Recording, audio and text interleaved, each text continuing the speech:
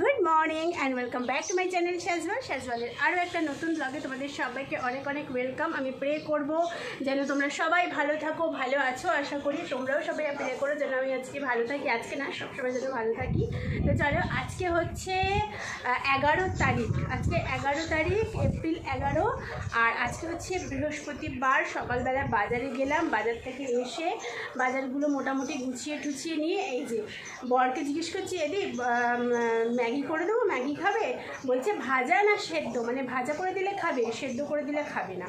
তো আজকে আমিও একটুখানি খাবো ম্যাগি ভাজা, তো সেই কারণে পেঁয়াজ, কাঁচা লঙ্কা, ডিম দিয়ে, এমনি তো ওকে যখন করে দিই ওর একার জন্য ডিম দিয়ে করে দিই, কিন্তু লঙ্কা দিই না, পেঁয়াজও দিই না। আর আজকে যেহেতু আমি খাবো সেহেতু একটুখানি পেঁয়াজ আর কাঁচা লঙ্কা দিলাম। এইটা কিন্তু আমার নয়, এটা হচ্ছে বরের, আর আমার হচ্ছে এই যে। তো চলো, আজকে দিনটা এখান থেকে শুরু করছি। এখন বাজে 11টা 20। ও মাই গড, আজকে অনেক একটু ঝামেলার রান্নার বাজার করে এনেছি, তো সব কিছুই তোমাদের সাথে শেয়ার করবো। থাকোর সাথে, যারা দেখছো তাদের অনেক অনেক ভালোবাসা, ধন্যবাদ। শুধু একটাই অনুরোধ, সবাই একটুখানি লাইক দিয়ে ভিডিওটা দেখতে থাকবে, ঠিক আছে? কী গো, দেখো কীরকম দুটো মোবাইল, একটা মোবাইলে ভিডিও চলছে ওই যে ওইটাতে, আর একটা মোবাইলে ফেসবুক চলছে। বাবা, কিন্তু তেলটা কি ঝাঁজ, চলে এসেছি বুঝতেই পারছো রান্নাঘরে। এই যে মাছ এনেছি, মাছ দিয়ে টমেটো দিয়ে সিম্পল ঝোল হবে। আর আজকে একটা বিগ সাইজের মাথা এনেছি, সেটার 4 ভাগের 1 ভাগ দিয়ে করবো হচ্ছে এই যে পুঁই শাক। আজকে অনেক দিন পরে পুঁই শাক পেলাম, আর পুঁই শাকটা ভালোও ছিল। কুমড়ো, আলু, মাছের মাথা দিয়ে পুঁই শাক হবে, দারুণ লাগে খেতে আমার। তোমরা কারা কারা খেতে ভালোবাসো চলে আসো। তো চলো, আজকে রান্নাটা শেষ করে নিই, রান্নাটা তোমাদের সাথে দেখাচ্ছি না।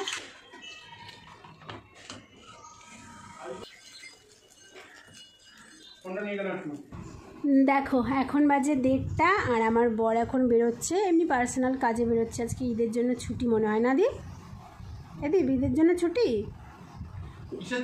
ঈদের কি মজা, কি মজা, কি মজা। এখন আমরা যাব মেলায়, মেলায়, মেলায়।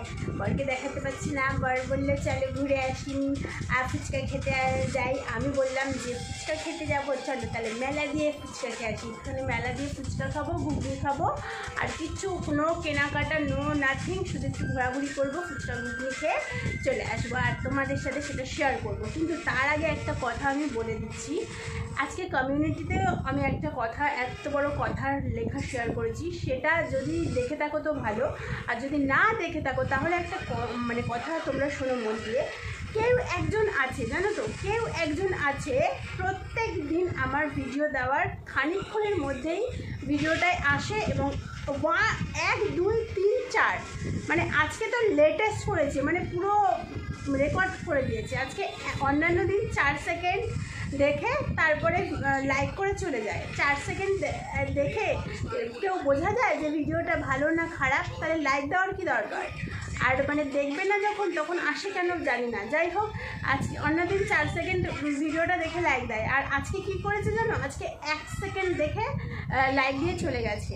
মানে সে জানে যে এরকম করলে আমার ক্ষতি হবে। ইচ্ছাকৃত করেছে নাকি না বুঝে করেছে, আই ডোন্ট নো, বাট যেটা যদি ইচ্ছাকৃত করে থাকো, যে করছো, এরকম করো না, ঠিক আছে? মানে আর যদি আমার ক্ষতি করার ইচ্ছে হয় তাহলে তুমি কমেন্ট বক্সে দেখি তো একটা কমেন্ট করো, আমার কমিউনিটিতে যেটা লিখেছি সেখানে একটা কমেন্ট করো, বা এই ভিডিওতে একটা কমেন্ট করো, দেখি তোমার মুখটা আমি দেখতে চাই যে কে তুমি। আমি তো জানতাম আমার কোনো শত্রু নেই, আমার মানে এমন কেউ নেই আমার লাইফে যারা আমার ক্ষতি চায় বা যে আমার ক্ষতি চায়। আমি আজ পর্যন্ত জানতাম যে মানে এমন কেউ আমার লাইফে নেই, বাট এখন মনে হচ্ছে যে কেউ একজন আছে যে আমার ভালো চায় না, যে আমার ক্ষতি চায়। তো সেই ব্যক্তিটাকে আমি দেখতে চাই, ঠিক আছে? এই গেল তার কথা। আমি কোনো বাজে, আর এর থেকে বেশি বাজে কথা আমি বলতে পারছি না এখানে। আর যারা আমাকে ভালোবাসো, আর আমি জানি আমাকে অনেকে ভালোবাসো, যারা আমার ভিডিও ডেলি দেখো, তো তাদেরকে বলবো এই ধরনের অসভ্য লোকজনকে সাহায্য করতে পারো তোমরা।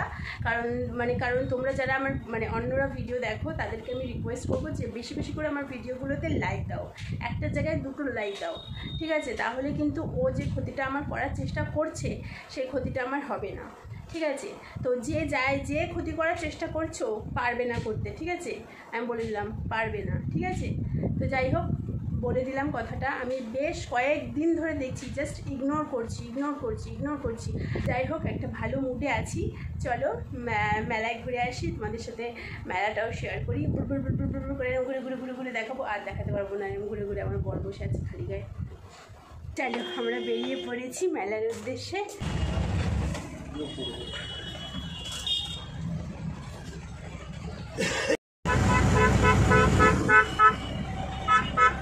চলে এসেছি মেলায়। আমরা আজকে কিন্তু মেলায় এসেছি, কিচ্ছু কিনবো না। আগের দিন আচার ফাচার পাঁপড় কিনেছিলাম অনেক কিছু। আজকে দীপকে বাড়ি থেকে বলেই নিয়েছি নো কেনাকাটা, নাথিং, জাস্ট ঘুগনি খাবো আমি, আর তুমি ওই মালাই খেতে ভালোবাসো সেটা খাবে, দেখে দুঃখে চলে আসবো। আর এই মেলাটা না আমার কেন জানো তো আসতে ভালো লাগে, এত সুন্দর সুন্দর জিনিস, এত সুন্দর সুন্দর দোকান।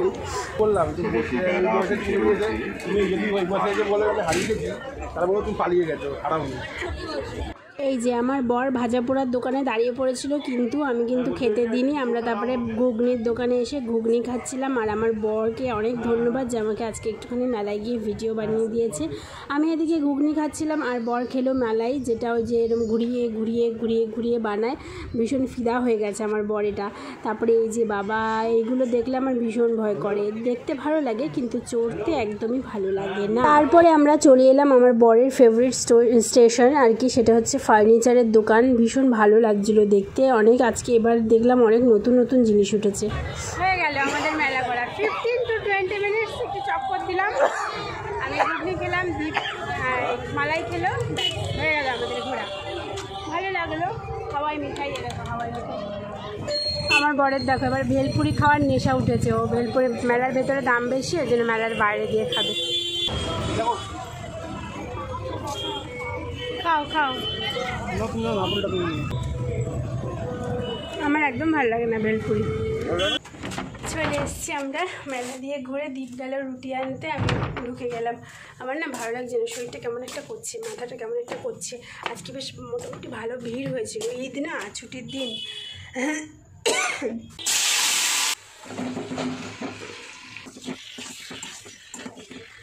এখন বাজে 11টা, পুরো ডট ওই বড় ঘড়িতে 11টা 5 আর আমার মোবাইলে 11টা বাজে 23:00। তো এখন খাবার নিয়ে বসে পড়েছি। দীপ 10টার সময় বলেছিল খেতে দিয়ে দিতে।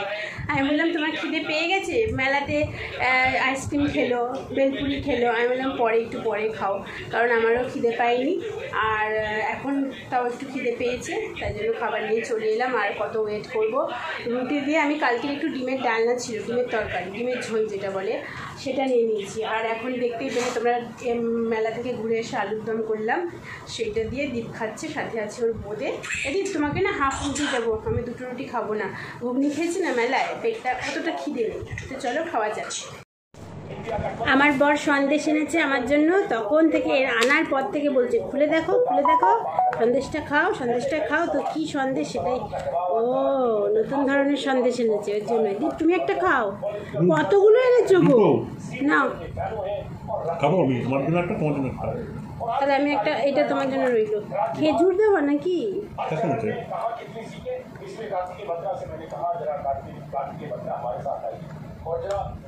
ভালো খেতে, কিন্তু কেমন একটা গন্ধ আছে।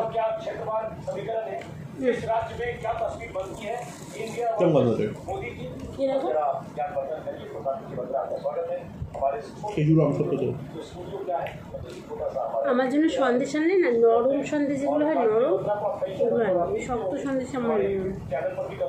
এই যে খেজুর দিয়েছে বলেই মনে গন্ধ।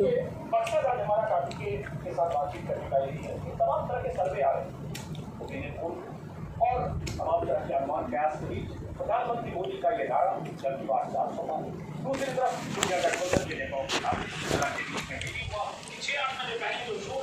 তো চলো বন্ধুরা, এই যে সন্দেশ খেতে খেতে আজকের ব্লগটা শেষ করছি। যদি ভালো লাগে থাকে এই ছোট্ট ব্লগটা, তাহলে অবশ্যই লাইক কমেন্ট শেয়ার সাবস্ক্রাইব করে দিও। সবাই ভালো থেকো, সুস্থ থেকো, আনন্দে থেকো। আর প্লিজ বেশি করে আমার ভিডিওগুলোতে লাইক দাও, যারা দেখছো সবাই লাইক দাও। আর সবাই ভালো থেকো, ঠিক আছে? আর যদি চ্যানেলটা সাবস্ক্রাইব করে না দেখো, চলো চ্যানেলটা অবশ্যই সাবস্ক্রাইব করে দিও। সবাইকে অনুরোধ রইল। আমি না সন্দেশ খেতে ভালোবাসি, কিন্তু একটু যে নরম পাকের সন্দেশগুলো হয় ওগুলো, আর এই সন্দেশটা খেতে ভালো, কিন্তু এই খেজুরটার জন্য মানে একটু কেমন একটা সোদা সোদা গন্ধ বেরোচ্ছে। খেয়ে দেখো তুমি।